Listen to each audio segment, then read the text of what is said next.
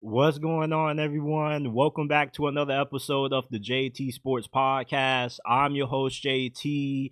I want to lead this episode off with giving my reaction to the Saints hiring Kellen Moore as their new head coach. Is he going to be able to overcome all of the challenges that he's going to inherit taking this job? Got thoughts on Bryce Young. Was his growth from last season a fluke?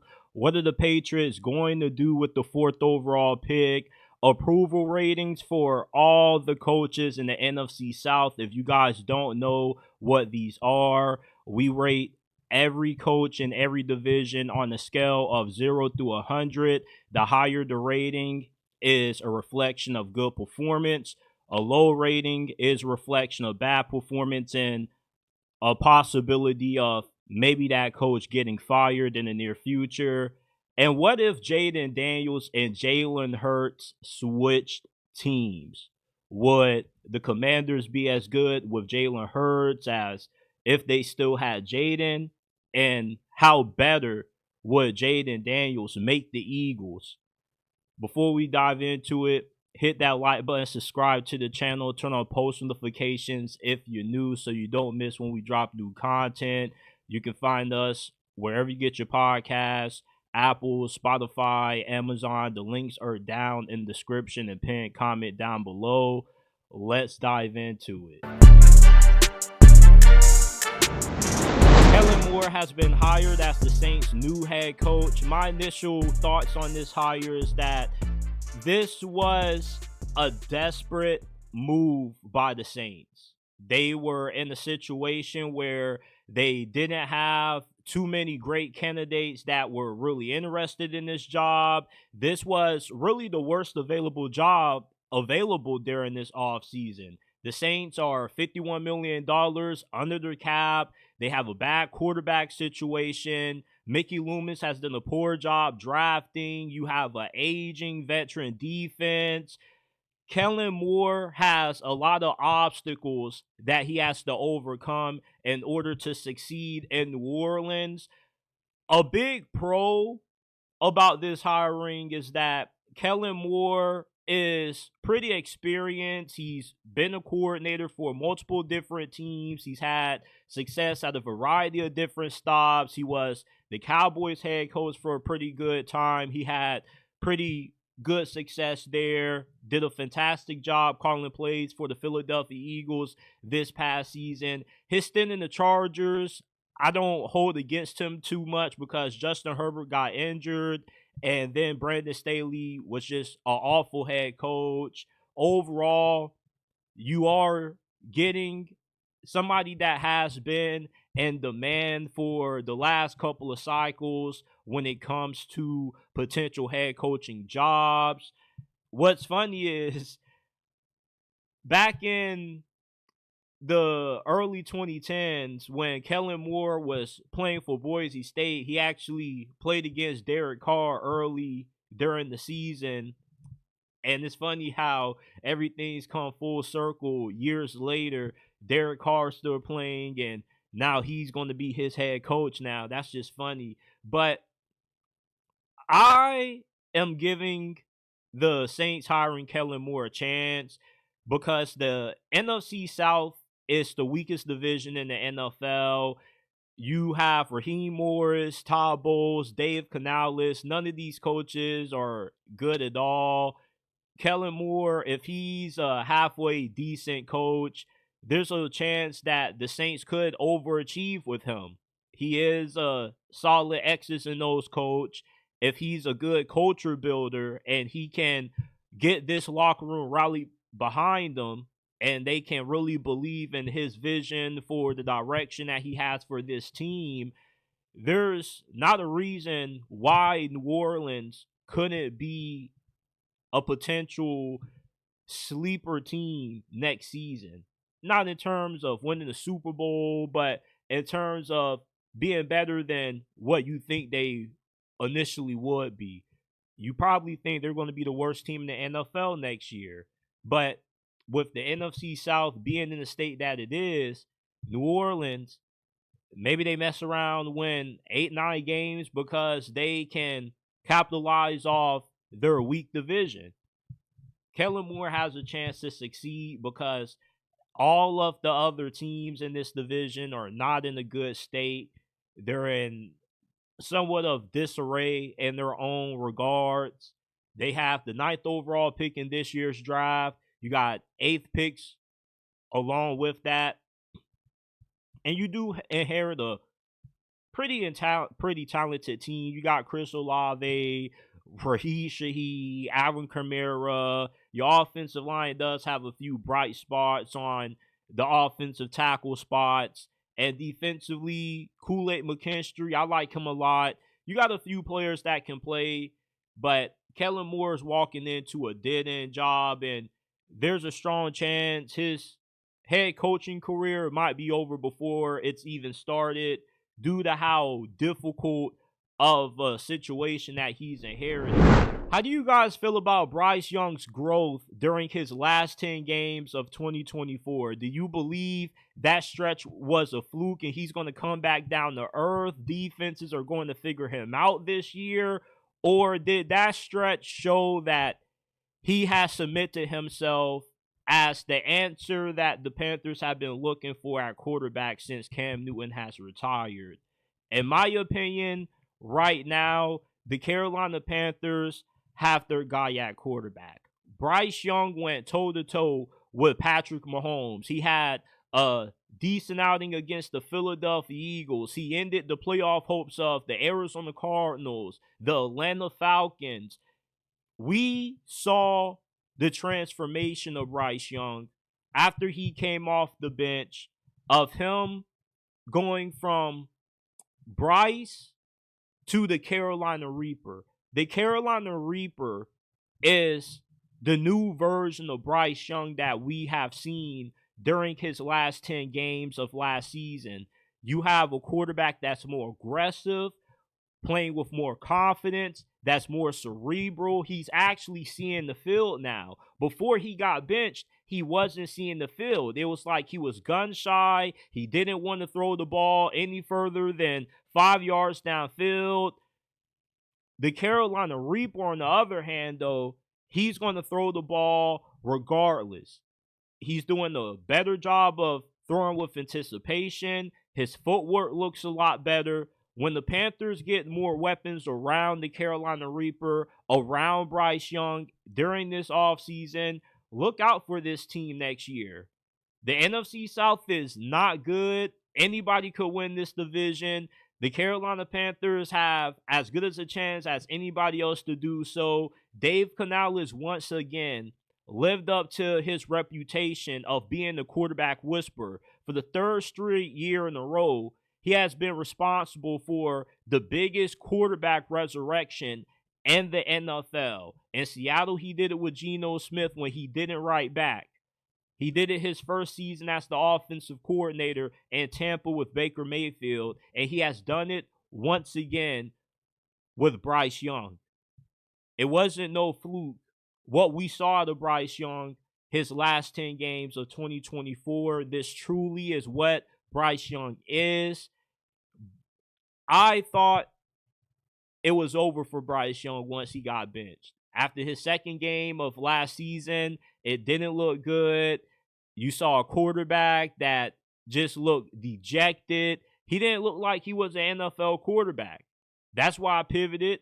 I've been such a huge fan and supporter of Bryce Young for so many years. You could tell this situation was hard on him.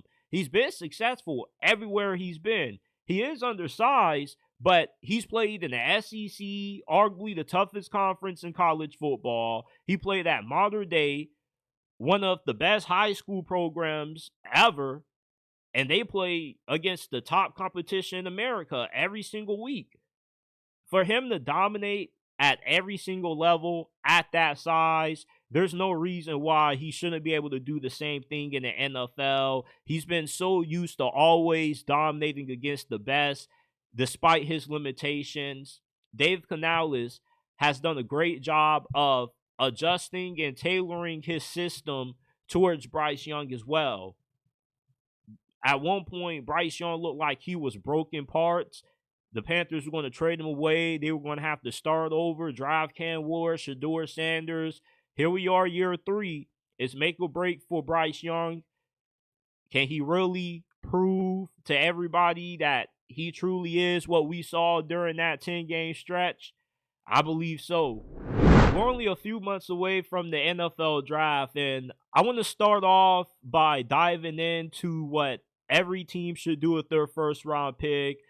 Today, we're going to discuss the New England Patriots. What should they do picking 4th overall in the 2025 NFL draft?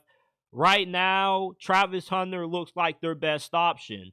He has recently declared as a cornerback for the combine, but he still is going to want to get some reps on the offensive side of the ball, and the Patriots definitely can do that with him. Right now, they just need a playmaker. That's what Travis Hunter is. Rather, he's playing receiver on offense or cornerback on defense. Travis Hunter just makes plays. What separates Travis Hunter from cornerback prospects that we've seen in previous years is that he has fantastic ball skills. When he's playing cover 2, not only can he guard the flat, but he can also defend the whole shot as well. You don't really have a lot of cornerbacks that have that kind of ability to do that. He has a very good feel for the position, great instincts. He just knows where to be at the right time. He could move on from his assignment or see something that the offense is doing, just break off from what his assignment's supposed to be and make a big play. Travis Hunter is a rare kind of cornerback that gives me Darrelle Revis kind of vibes.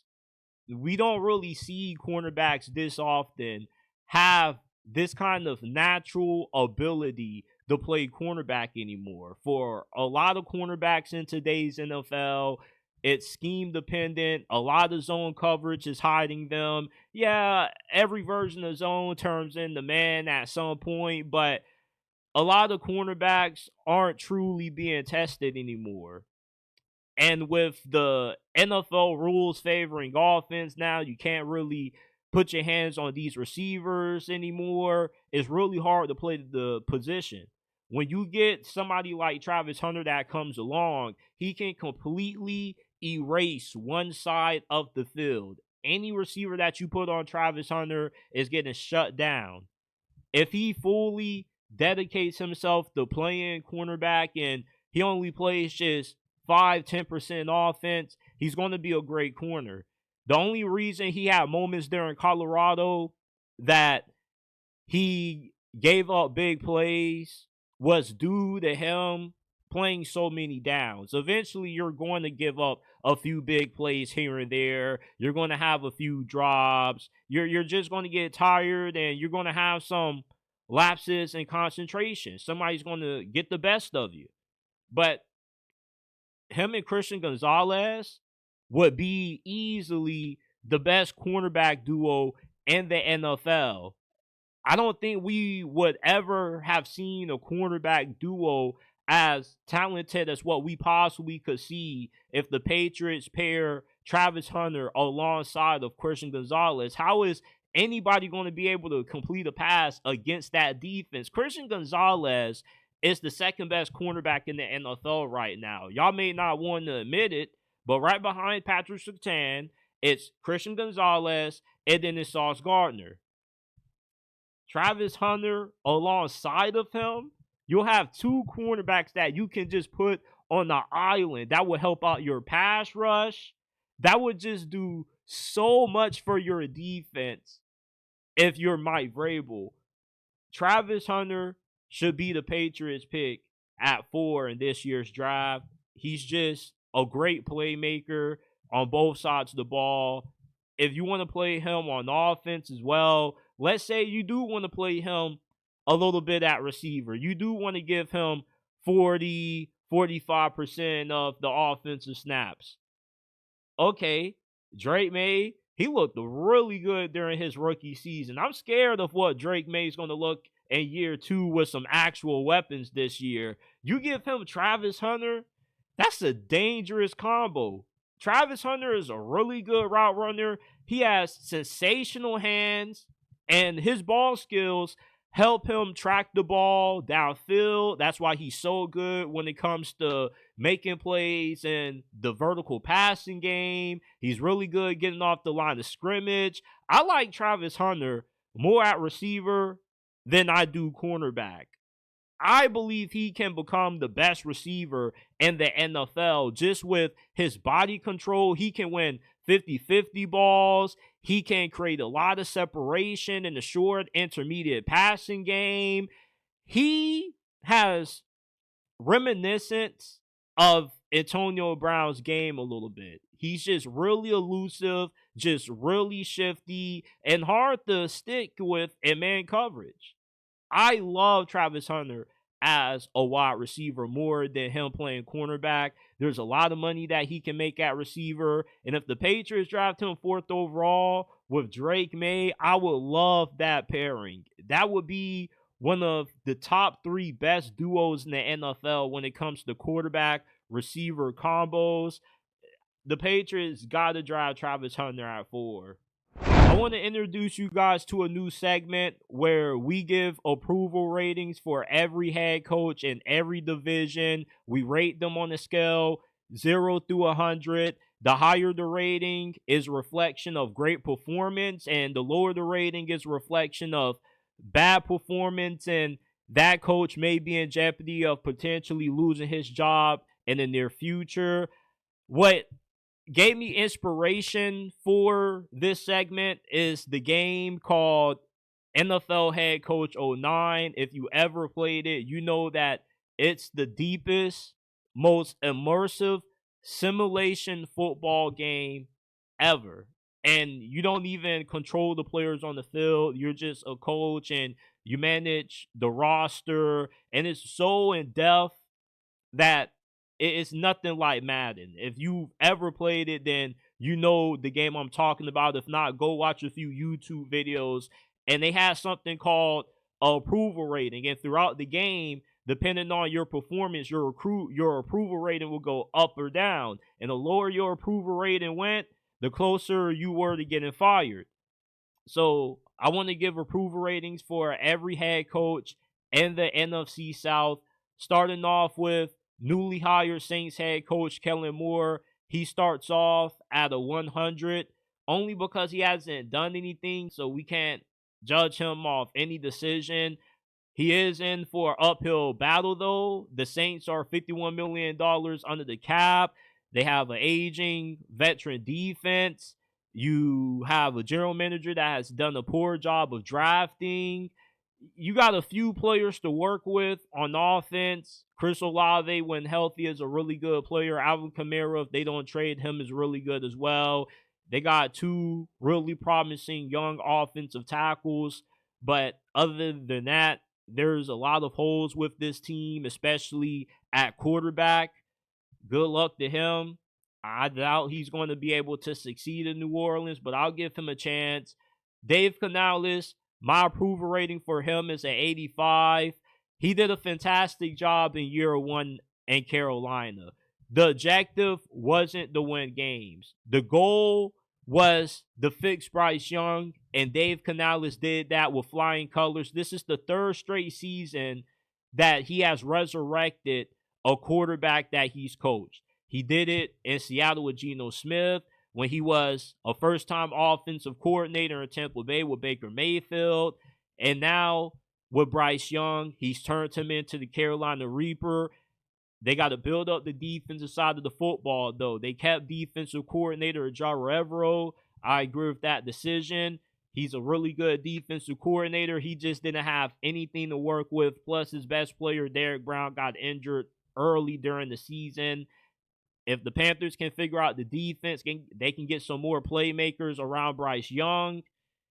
Dave Canales has the possibility to be a sneakily good hire that nobody saw coming. Todd Bowles has an approval rating of 78.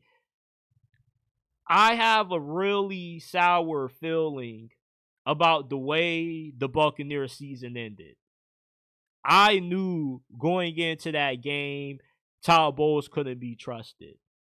And the way I feel about Todd Bowles now is mainly because I told my homeboy before that Commanders playoff game not to bet on the Bucks. He took the Buccaneers -3. I told him, my guy, I love you, but you are making an incredibly bad decision trusting a Todd Bowles coach team in the playoffs. A often theme with the Buccaneers under Todd Bowles is that they have a tendency to beat themselves. And for him to be a defensive minded coach, his defenses always get carved up when they play rookie quarterbacks. And the last time they saw Jayden Daniels was early during the season. Seeing him a second go around, he was going to be better prepared for this defense. And he shredded Tampa Bay. Every time the Commanders were in the fourth down situation, they went for it and they always converted. Jayden Daniels was always going to the right spot with the ball. And I'm just looking at Todd Bowles on the sideline because he got that famous expression where he just looked blank. He just looked clueless about what's going on.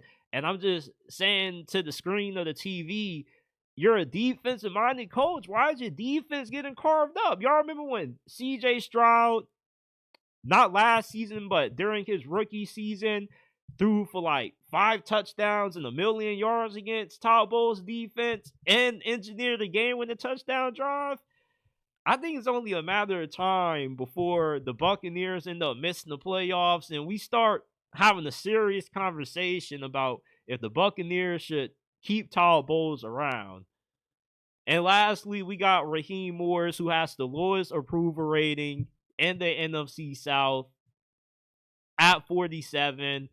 Look, 8-9 to a lot of you guys is probably a good season, a good starting point for year one, but not for the expectations that the Falcons had going into last year. They were favorites to win this division. I want y'all to remember that. They were favorites to win this division. Before the season started, they traded for Matthew Judon. They signed Justin Simmons in free agency. Those are 2 moves you make when your goal is to make the playoffs. And instead, they have one of the biggest second half collapses of this season. You start off 6-3. You have some inspiring performances out of Kirk Cousins during that span against the Philadelphia Eagles Monday night. We can never forget that game. And then that Thursday night game when he got possessed by the spirit of Brady and he was just going off. He just couldn't be stopped. But man, when reality hit, it hit Kirk Cousins in the worst way imaginable. He just could not stop throwing to the other team. There was a point where he was throwing more interceptions to the other team than he was touchdowns to his own squad. And Raheem Morris took so long to pull the trigger. The clock management was awful. That Sunday night game against Washington still frustrates me to this day. Raheem Morris should have been a one-and-done coach. Easily. They should have hired Bill Belichick. The Falcons are a team that already is good enough to be in the playoffs. They are in the weakest division in the NFL. The only decision that I give Raheem Morris kudos for was drafting Michael Penix in the top 10. That was a decision that at the time received a lot of scrutiny, but looking back on it, hindsight is 2020. I know that decision to draft Michael Penix saved Raheem Morris and the entirety of the Atlanta Falcons front office, boy, because, man, if they didn't have Michael Penix and Kirk Cousins still had to be the guy because they didn't have anybody better, boy, they were going to be SOL. It was going to get so ugly for them. But I like the offensive coordinator that Raheem Morris has hired. He's pretty good. Hell, maybe he should be the head coach. The offense looks really promising. The defense is supposed to be Raheem Morris shebang, and that's the worst side of football. That's a big red flag for me. So that's why Raheem Morris has the lowest approval rating out of all the head coaches in the NFC South. because he underachieved relative to the expectations compared to all of them. Todd Bowles wasn't expected by most to be in the playoffs again. Everybody expected the Panthers and the Saints to be garbage. The Falcons were damn near locked to win this division, be a playoff team. These are my AFC South approval ratings. Leave your approval ratings for all of these coaches in the comment section down below if you're watching on YouTube. And that reminds me, go ahead, give us a 5-star review wherever you get your podcast from. Apple, Spotify, Amazon. The JT Sports Podcast is available on all podcasting platforms. The links are down in the description and pinned comment down below. If you want to support us, giving us a 5-star review is free. It's the equivalent to giving us $1 million. It helps us out a lot. If you listen to podcasts, and I know a lot of y'all out there do, go ahead, give the JT Sports Podcast a listen. Wherever you get your podcasts from, it's available. Go ahead, check us out. I hate to be this toxic after Jalen Hurts just balled out in Super Bowl 59. He won MVP, but if Jayden Daniels and Jalen Hurts switch teams, Jayden Daniels would make the Philadelphia Eagles unstoppable. They would be undefeated. And the Commanders with Jalen Hurts, they would even come close to sniffing the playoffs. Jayden Daniels right now, I know it's early into his career, but he is already a vastly more superior quarterback than what Jalen Hurts is. Without a doubt, Jayden Daniels at this moment is a top 5 quarterback. Look at what he was able to do with the weapons that he had compared to Jalen Hurts. Jalen Hurts had a super team. A.J. Brown, Devontae Smith. Meanwhile, Jayden Daniels is throwing to Scary Terry, who's a dog, and then guys like Amalea Zacchaeus. Can you even spell that? Zach Ertz. I thought he was washed. You know, the team that Jayden Daniels had around him was nowhere as good as what Jalen Hurts had. And if the roles were reversed, the Eagles would have went undefeated during the regular season. They would have dominated everybody during the playoffs. And Jayden Daniels would have been the first rookie in NFL history to ever lead his team to a Super Bowl win. I just don't see Jalen Hurts being anywhere as good as what Jayden Daniels is right now. Jalen Hurts did a really good job with the supporting cast he had around him. He didn't lose the Eagles any games. He carried his own weight when he was asked to do so. But Jayden Daniels, though, had to be flawless for the Commanders to even get to the point that they got, making it to the NFC Championship in their first season with new ownership, a new head coach, by the way. Jayden Daniels is one of those players that just makes everybody around him better. He just elevates everybody. And if he had A.J. Brown, Devontae Smith, not only would he have led the Philadelphia Eagles to a perfect record, a Super Bowl, he would have won Super Bowl MVP, he would have been the first rookie to ever win a Super Bowl, but he also would have been the first rookie to win a Super Bowl MVP, and league MVP. That's how dominant Jayden Daniels would have been if he was on the Philadelphia Eagles instead of Jalen Hurts. You put Jalen Hurts on the Commanders, they probably are a smooth 8, maybe 9-win team. Jalen Hurts is a good quarterback. I'm not taking that away from him. I like him more than most quarterbacks, but his situation is a large reason for why he's had the amount of success that he has experienced throughout this point of his career. Because remember, during that wild card loss to the Buccaneers not too long ago, when all his receivers were injured, he was throwing to guys on the same talent level as a Amalea Zacchaeus. And look how ugly that got. We've seen what Jalen Hurts has looked like when he hasn't had his supporting cast at full strength. But we've seen what Jayden Daniels has looked like with guys on the same skill level as the Eagles' backups. Jayden Daniels is one of those ones.